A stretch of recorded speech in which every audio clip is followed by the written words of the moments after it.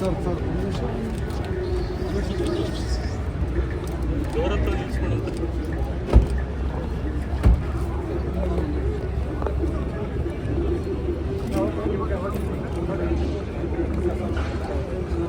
ಕೃತಿರೋ ಅವ್ರನ್ನ ಹೊರತುಪಡಿಸಿ ಉಳಿದರೆಲ್ಲ ಬರಬೇಕು.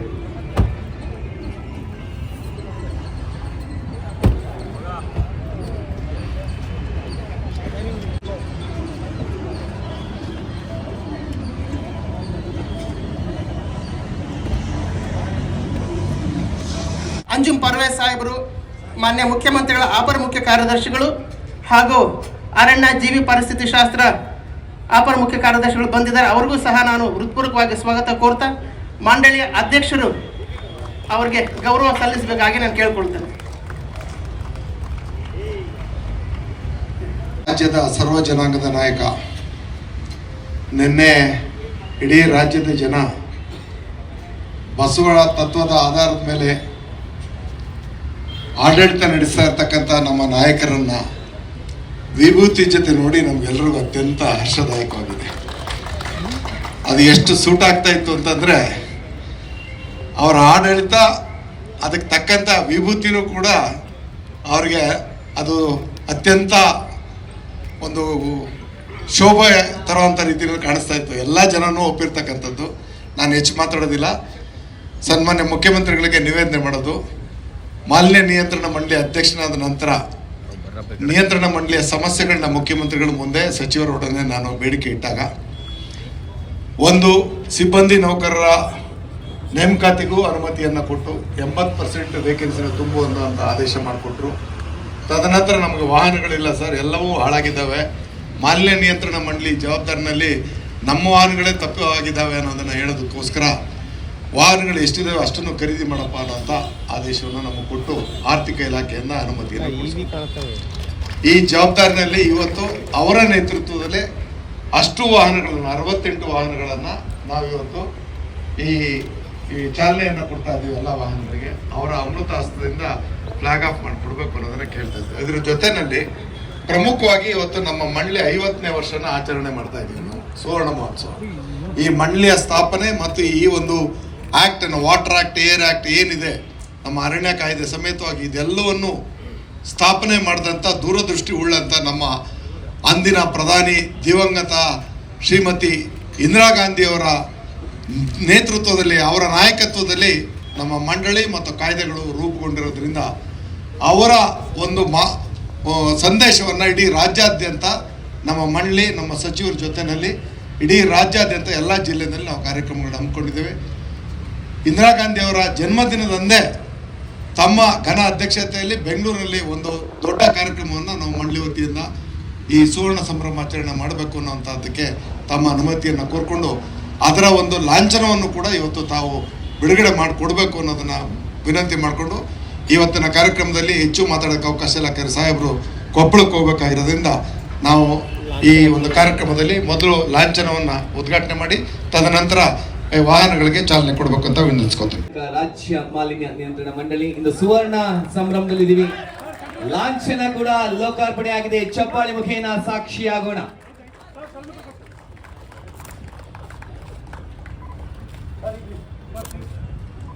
ಧನ್ಯವಾದಗಳು ಸನ್ಮಾನ್ಯ ಮುಖ್ಯಮಂತ್ರಿಗಳಿಗೆ ಹಾಗೂ ಮಾನ್ಯ ಸಚಿವರಿಗೆ, ಮಾನ್ಯ ಅಧ್ಯಕ್ಷರಿಗೆ.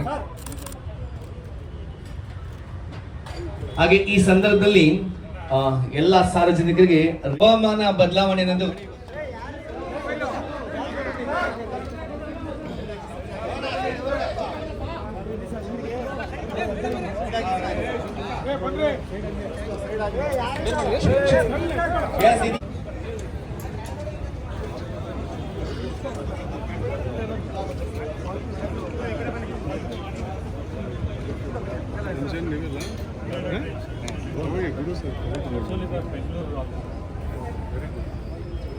ಮಂಡಳಿ ವತಿಯಿಂದ 68 ವಾಹನಗಳು ಇವತ್ತು ಇಡೀ ರಾಜ್ಯದಾದ್ಯಂತ ಇರುವಂಥ ಎಲ್ಲ ನಮ್ಮ ಕಚೇರಿ ಅಧಿಕಾರಿಗಳಿಗೆ ನಾವು ಹೊಸ ವಾಹನಗಳನ್ನು ಕೊಟ್ಟಿದ್ದೇವೆ. ಉದ್ದೇಶ 15 ವರ್ಷ ನಂತರ ಎಲ್ಲ ವಾಹನಗಳು ಸ್ಕ್ರ್ಯಾಪ್ ಮಾಡಬೇಕು ಅಂತೇಳಿ ಒಂದು ಸ್ಕ್ರ್ಯಾಪ್ ಪಾಲಿಸಿ ಇದೆ. ಈ ಪಾಲಿಸಿ ನಂತರ ಇವತ್ತು ನಾವು ತನಿಖೆ ಮಾಡಲಿಕ್ಕೆ, ದಾಳಿ ಮಾಡಲಿಕ್ಕೆ ವಾಯು ಮಾಲಿನ್ಯ, ಜಲ ಮಾಲಿನ್ಯ, ಇದನ್ನು ಪರಿಸರ ಪ್ರಕೃತಿ ಸಂರಕ್ಷಣೆ ಮಾಡಲಿಕ್ಕೆ ವಾಹನಗಳ ಕೊರತೆ ಇವತ್ತು ಬಹಳಷ್ಟು ಇತ್ತು. ಮಾಲಿನ್ಯ ನಿಯಂತ್ರಣ ಮಂಡಳಿಯ ವತಿಯಿಂದ ನಮ್ಮ ಸ್ನೇಹಿತರಾದಂಥ ಮಾನ್ಯ ನರೇಂದ್ರ ಸ್ವಾಮಿಯವರು ಒಂದು ಪ್ರಸ್ತಾವನೆಯನ್ನು ಕಳಿಸಿದ್ದರು. ಇವತ್ತು ಭಾಳ ಎಫೆಕ್ಟಿವ್ ಆಗಿ ನಾವು ಮಾಲಿನ್ಯ ನಿಯಂತ್ರಣ ಮಂಡಳಿಯ ಕಾಯ್ದೆಯನ್ನು ಅನುಷ್ಠಾನ ಮಾಡಬೇಕು ಅಂತೇಳಿದರೆ ನಮ್ಮ ಅಧಿಕಾರಿಗಳಿಗೆ ಸುಮಾರು ವರ್ಷದಿಂದ ವಾಹನಗಳು ಇಲ್ಲದೆ ಓಡಾಡ್ತಾ ಇದ್ದಾರೆ. ಉದಾಹರಣೆಗೆ ಬೆಂಗಳೂರಿನಲ್ಲಿ ಕಸ ವಿಲೇವಾರಿ ಇದೆ, ಇವತ್ತೇನು ಜಲಮೂಲಗಳು ಇವತ್ತು ಮಾಲಿನ್ಯ ಆಗ್ತಾ ಇದೆ, ಆಹಾರದಲ್ಲಿ ಮಾಲಿನ್ಯ, ನೀರಿನಲ್ಲಿ ಮಾಲಿನ್ಯ, ಗಾಳಿಯಲ್ಲಿ ಮಾಲಿನ್ಯ, ಇವೆಲ್ಲ ಮಾಲಿನ್ಯವನ್ನು ತಡೆಗಟ್ಟಬೇಕು. ಇವತ್ತು ನೋಡಿ, ಉದಾಹರಣೆಗೆ ಏಕಬಳಕೆ ಪ್ಲಾಸ್ಟಿಕ್ ನಾವು ನಿಷೇಧ ಮಾಡಿದ್ದೇವೆ.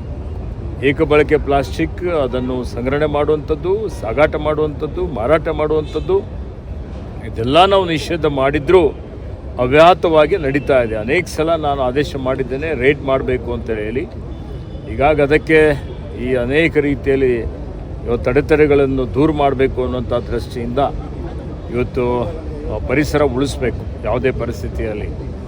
ಆ ದೃಷ್ಟಿಯಿಂದ ಏಕಬಳಕೆ ಪ್ಲಾಸ್ಟಿಕ್ ಉಪಯೋಗ ಮಾಡಬಾರ್ದು ಅನ್ನುವಂಥದ್ದು ತಮ್ಮ ಮುಖಾಂತರ ನಾನು ವಿನಂತಿಯನ್ನು ಮಾಡ್ತಾ ಇದ್ದೇನೆ. ಮಂಡ್ಯ ವತಿಯಿಂದ ಸನ್ಮಾನ್ಯ ಮುಖ್ಯಮಂತ್ರಿಗಳ ಆದೇಶದ ಮೇರೆಗೆ ಭಾಳ ವರ್ಷಗಳಿಂದ ಹಳೆಯ ವಾಹನಗಳಲ್ಲಿ ನಮ್ಮ ಮಂಡ್ಯ ಅಧಿಕಾರಿಗಳು ಕಾರ್ಯನಿರ್ವಹಿಸ್ತಾ ಇದ್ದದ್ದನ್ನು ನಾನು ಅಧ್ಯಕ್ಷನಾದ ನಂತರ ಸಾರ್ವಜನಿಕರಿಗೆ ನಾವು ಯಾವ ರೀತಿ ಮಾರ್ಗದರ್ಶನ ನೀಡ್ತಕ್ಕಂಥದ್ದು, ಮಾಲಿನ್ಯ ನಿಯಂತ್ರಣ ಮಾಡುವಂಥ ವಿಚಾರದಲ್ಲಿ ವಾಯು ಮಾಲಿನ್ಯಕ್ಕೆ ವಾಹನಗಳ ಯಾವ ಸ್ಥಿತಿಯಲ್ಲಿರಬೇಕು ಮತ್ತು ಯಾವ ವಾಹನಗಳು ಉತ್ತಮ ಅನ್ನೋದನ್ನು ತಿಳುವಳಿಕೆ ನೀಡುವಂಥ ಜವಾಬ್ದಾರಿಯನ್ನು ನಮ್ಮ ವಾಹನಗಳೇ ಸುಸ್ಥಿತಿಯಲ್ಲಿಲ್ಲ ಅನ್ನೋದನ್ನು ಕಂಡು ಸರ್ಕಾರದ ಅನುಮೋದನೆಯನ್ನು ಮುಖ್ಯಮಂತ್ರಿಗಳ ಆದೇಶದ ಮೇರೆಗೆ ಪಡ್ಕೊಂಡು ಇವತ್ತು ಒಟ್ಟು 68 ವಿವಿಧ ಒಂದು ಅನುದಾನದ ಅಡಿಯಲ್ಲಿ 68 ವಾಹನಗಳನ್ನ ಖರೀದಿ ಮಾಡಿ ಸನ್ಮಾನ್ಯ ಮುಖ್ಯಮಂತ್ರಿಗಳ ಅಮೃತ ಹಸ್ತದಿಂದ ಇವತ್ತು ಫ್ಲಾಗ್ ಆಫ್ ಮಾಡಿಸಿದೆ. ಇದರಲ್ಲಿ ನಗರ ಪ್ರದೇಶದ 16 ವಾಹನಗಳು ಈ ವೆಹಿಕಲ್ ಅಂದರೆ ಬ್ಯಾಟ್ರಿ ಚಾಲಿತ ಅಂದರೆ ಎಲೆಕ್ಟ್ರಿಕ್ ಚಾರ್ಜ್ ಆಗ್ತಕ್ಕಂಥ ವಾಹನಗಳನ್ನ ಕೊಟ್ಟಿದ್ದೀವಿ. ಅಂದರೆ ಇನ್ನು ಮುಂದೆ ಸರ್ಕಾರವೂ ಕೂಡ ಅಥವಾ ಸಾರ್ವಜನಿಕರು ಕೂಡ ಆದಷ್ಟು ವಾಯು ಮಾಲಿನ್ಯವನ್ನು ನಿಯಂತ್ರಣ ಮಾಡೋದಕ್ಕೆ ವಾಹನಗಳನ್ನು ಈ ವೆಹಿಕಲ್ ಖರೀದಿ ಮಾಡೋದ್ರ ಮುಖಾಂತರ ಒಂದು ಬೆಂಗಳೂರಿಗೆ ಸ್ವಚ್ಛ ಬೆಂಗಳೂರು ಅಥವಾ ಶುದ್ಧ ಬೆಂಗಳೂರು, ವಾಯು ಶುದ್ಧವಾದಂಥ ಬೆಂಗಳೂರು ಅನ್ನೋದಕ್ಕೆ ನಾವೆಲ್ಲರೂ ಕೈ ಜೋಡಿಸೋಣ ಅನ್ನುವಂಥ ಒಂದು ಬೇಡಿಕೆಯನ್ನು ನಾನು ಈ ಸಂದರ್ಭದಲ್ಲಿ ಮಾಡಲಿಕ್ಕೆ ಬಯಸ್ತೇನೆ. ಅದಕ್ಕೋಸ್ಕರನೇ ಸಾಂಕೇತಿಕವಾಗಿ ಮತ್ತು ಜವಾಬ್ದಾರಿಯುತವಾಗಿ ಮಂಡಳಿ ಒಂದು ನಿರ್ಣಯಕ್ಕೆ ಬಂದಿದೆ. ಒಂದು ನಮ್ಮ ಮುಖ್ಯಮಂತ್ರಿಗಳು ಬೆಂಗಳೂರಿನಲ್ಲಿ ಸುತ್ತಾಡಬೇಕಾದ್ರೆ ಅವರಿಗೆ ಒಂದು ಉತ್ತಮವಾದಂಥ ಒಂದು ಈ ವಾಹನವನ್ನು ನಾವೇ ಮಂಡಳಿಯ ಅನುದಾನದಲ್ಲಿ ಕೊಡಿಸಿ ಆ ಮುಖಾಂತರ ಸರ್ಕಾರಿ ಕಚೇರಿಗಳಲ್ಲಿ, ಬೆಂಗಳೂರಿನ ಕಚೇರಿಗಳಲ್ಲಿ ಈ ವಾಹನವನ್ನು ಇನ್ನು ಮುಂದೆ ಹಂತ ಹಂತವಾಗಿ ಸರ್ಕಾರವು ಕೂಡ ಅಳವಡಿಸ್ಕೊಳ್ಳಿ. ಕೆಲವೊಂದು ಹೊಸ ವಾಹನ ಖರೀದಿ ಮಾಡಿದರೆ ತುರ್ತಾಗಿ ಅದನ್ನು ಬದಲಾಯಿಸೋಕ್ಕಾಗಲ್ಲ.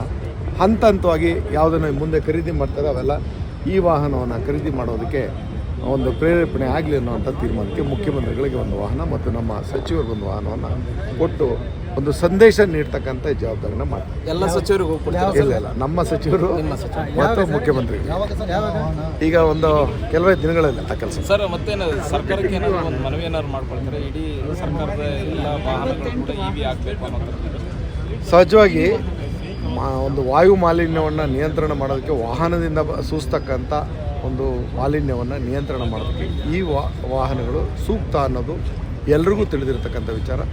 ಅದನ್ನು ನಮ್ಮ ಮಂಡಳಿ ಸರ್ಕಾರಕ್ಕೂ ಕೂಡ ನಾವು ಈ ಒಂದು ಅಳವಡಿಕೆಯನ್ನು ಅನುಸರಿಸೋದು ಸರಿ ಅನ್ನೋಂಥ ಸಲಹೆಯನ್ನು ನಾವು ಹೇಳ್ತೇವೆ. ಸರ್, ಮೋಹನ್ ದಾಸ್ ಪೈ ಅವರು ಏನೇಳಿ ಮೋಹನ್ ದಾಸ್ ಪೈ ಅವರು ಟ್ವೀಟ್ ಮಾಡಿದ್ದಾರೆ, ನಿಮ್ಮ ಇಲಾಖೆಯಲ್ಲೂ ಕೂಡ ಭ್ರಷ್ಟಾಚಾರ ಜಾಸ್ತಿ ಇದೆ.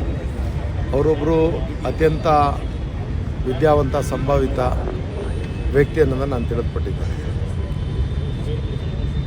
ಪ್ರಚೋದನಾತ್ಮಕವಾದಂಥ ವಿಚಾರದ ಬದಲು ಸಮಸ್ಯೆ ಬಗೆಹರಿಸುವಂಥ ಗಮನ ಹರಿಸೋದು ಒಳ್ಳೆಯದು ಅನ್ನೋದು ನಾನು ಅವ್ರಿಗೆ ಹೇಳಲಿಕ್ಕೆ ಬಯಸ್ತೇನೆ. ಎಲ್ಲಾದರೂ ಸಮಸ್ಯೆ ಇದ್ದರೆ ಗಮನಕ್ಕೆ ತನ್ನಿ, ಅವುಗಳನ್ನ ಸರಿಪಡಿಸ್ತಕ್ಕಂಥ ಜವಾಬ್ದಾರಿ ನಾವಿದ್ದೀವಿ. ವಿನಾಕಾರಣ ನೀವು ಸುದ್ದಿಗೋಸ್ಕರನೋ ಪ್ರಚಾರಕ್ಕೋಸ್ಕರನೋ ನೀವು ಮಾತುಗಳಾಡೋದು ನಿಮ್ಮಂಥ ವ್ಯಕ್ತಿತ್ವಕ್ಕೆ ಶೋಭೆ ತರೋ ಅಂಥದ್ದಲ್ಲ ಅನ್ನೋದನ್ನು ನಾನು ಹೇಳಲಿಕ್ಕೆ ಬಯಸ್ತೀನಿ. ನವೆಂಬರ್ಗೆ ಸಂಪುಟ ವಿಸ್ತರಣೆ ಅನ್ನೋ ಮಾತಿದೆ. ನಾವು ಸಹ ಪ್ರಸ್ತಾಪ ಮಾಡಿದ್ವಿ. ನೋಡಿ, ಬಾಬಾ ಸಾಹೇಬರ ಸಂವಿಧಾನದ ಅಡಿನಲ್ಲಿ, ಬಸವ ತತ್ವದ ಆಧಾರದ ಅಡಿಯಲ್ಲಿ, ಸಾಮಾಜಿಕ ನ್ಯಾಯದ ಅಡಿಯಲ್ಲಿ ಸಾಮಾಜಿಕ ನ್ಯಾಯದ ಹರಿಕಾರ ಸಿದ್ದರಾಮಯ್ಯನವರು ನಿನ್ನೆ ಕಾರ್ಯಕ್ರಮದಲ್ಲಿ ಸ್ವಾಮೀಜಿಗಳು ಅವರಿಗೆ ವಿಭೂತಿಯನ್ನು ಧಾರಣೆ ಮಾಡಿದಾಗ, ಆ ರುದ್ರಾಕ್ಷಿಯನ್ನು ಹಾಕಿದಾಗ ಅವರು ನೋಡಲಿಕ್ಕೆ ಎಷ್ಟು ಸುಂದರವಾಗಿದ್ದರು ಅನ್ನೋದನ್ನು ನಾನು ಉಲ್ಲೇಖ ಮಾಡಿಬಿಟ್ರೆ ಬೇರೆ. ಇವರೇ ಸ್ವಾಮೀಜಿ ಥರ ಕಂಡ್ರೆ ಹೇಗಿದೆ ಬಸವಣ್ಣನ ಅನುಯಾಯಿ ಕಂಡು. ಸರ್, ಈಗ ನವೆಂಬರ್ಗೆ ಸಂಪುಟ ವಿಸ್ತರಣೆ ಆಗಬೇಕನ್ನೋ ಮಾತಿದೆ. ತಾವು ಸಹ ಭಾಳಷ್ಟು ದಿನಗಳಿಂದ ವೇಟ್ ಮಾಡ್ತಾ ಇದ್ದೀರಿ. ನಮ್ಮ ಪಕ್ಷದ ಹೈಕಮಾಂಡ್ ನಿರ್ಧಾರಕ್ಕೆ ನಾವೆಲ್ಲರೂ ಬದ್ಧರು. ಸುಸ್ಥಿರ ಸರ್ಕಾರವನ್ನು ಸನ್ಮಾನ್ಯ ಸಿದ್ದರಾಮಯ್ಯನವರು ನೀಡ್ತಾಯಿದ್ದಾರೆ. ನಮ್ಮ ಅಗ್ರಗಣ್ಯ ನಾಯಕ ರಾಹುಲ್ ಗಾಂಧಿಯವರು ಇಡೀ ರಾಷ್ಟ್ರದಲ್ಲಿ ವಿದ್ಯುತ್ ಸಂಚಾರ ಮಾಡಿದ ರೀತಿಯಲ್ಲಿ ಸುತ್ತಾಟ ಅಷ್ಟೇ ಅಲ್ಲ, ಪ್ರವಾಸ ಕಾರ್ಯಕ್ರಮಗಳಲ್ಲಿ ಈ ದೇಶದ ತಪ್ಪುಗಳು, ಆಡಳಿತದಲ್ಲಿ ಆಗಿರ್ತಕ್ಕಂಥ ಲೋಪಗಳು, ಚುನಾವಣಾ ಆಯೋಗಕ್ಕೂ ಸೇರಿದಂತೆ ಹಲವಾರು ಲೋಪಗಳನ್ನು ಎತ್ತಿಡಿದು ಸಾರ್ವಜನಿಕ ಗಮನವನ್ನು ಸೆಳೆದು ಆ ಹೋರಾಟದ ಮುಂಚೂಣಿಯಲ್ಲಿ ನಿಂತಿರ್ತಕ್ಕಂಥ ನಮ್ಮ ನಾಯಕನ ಕೈ ಬಲಪಡಿಸೋದು ನಮ್ಮ ಮೊದಲನೇ ಉದ್ದೇಶ. ಆಡಳಿತದಲ್ಲಿ ಸಹಜವಾಗಿ ಒಬ್ಬ ಹಿರಿಯನಾಗಿ ನಾನು ಕೂಡ ಸಚಿವ ಸ್ಥಾನದ ಆಕಾಂಕ್ಷಿಯಾಗಿದ್ದೇನೆ. ಅದನ್ನು ನಮ್ಮ ಹೈಕಮಾಂಡ್ನ ಒಂದು ಒಪ್ಪಿಗೆಗೆ ನನ್ನನ್ನು ಪರಿಗಣಿಸುತ್ತಾರೆ ಅನ್ನೋಂಥ ನಂಬಿಕೆನಲ್ಲಿ ನಾನು. ಸಂಪುಟದ ಜೊತೆಗೆ ಸಿಎಂ ಬದಲಾಗ್ತಾರ ಅಂತ ಅದ್ರ ಬಗ್ಗೆ ಯಾರೂ ಕೂಡ ಪ್ರಶ್ನೆ ಮಾಡೋವಂಥದ್ದಕ್ಕೆ, ಮಾತಾಡೋದಕ್ಕೆ ಯಾರಿಗೂ ಒಂದು ಅವಕಾಶ ಇಲ್ಲ. ನಮ್ಮ ಹೈಕಮಾಂಡ್ ಎಲ್ಲದಕ್ಕೂ ಉತ್ತರ ಕೊಡ್ತೀವಿ. Okay sir, thank you.